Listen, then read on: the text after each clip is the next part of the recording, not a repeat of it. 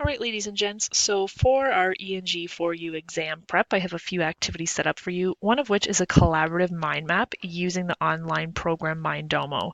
I think there's a possibility that some of you have never used this app before, so I just want to very quickly show you how it works. So to access this collaborative mind map, you're going to click the hyperlink there. It's going to open up a new box. You can put in your email. It doesn't really matter which one, whether it's a personal or a SCSB email, anything will work. This is just enough to get you in.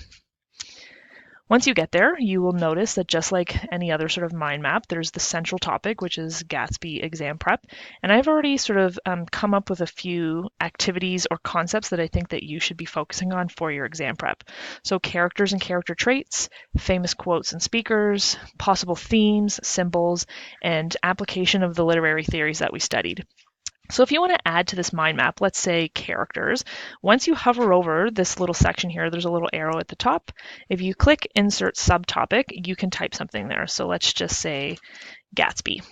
Now, if I want to start adding character traits for Gatsby, you can just click on the drop down next to his name, insert a subtopic, and I can say dreamer, for example. And then if you wanted to extend your thinking and explain how he's a dreamer, you can further add on to that by clicking on that little drop down arrow and clicking insert topic.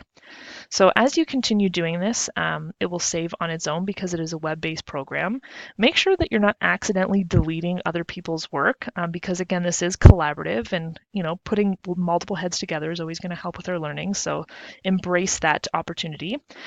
One smaller thing I want to show you about working the program if you've never done it before is you actually have the ability to move the physical space of some of these subtopics. So I imagine that once we all start co-collaborating, this mind map is going to fill up really quickly. So you might find that you have to move these over just so that you can fit stuff in and visually it's a little bit more clear. So you can just move it over that way if you need to. Now, a neat thing about Mindomo is you don't just have to incorporate text. If you were to drop down there and insert a subtopic, if you click here, you can add links, you can add photos, you can add videos, all through this sort of taskbar at the left side there.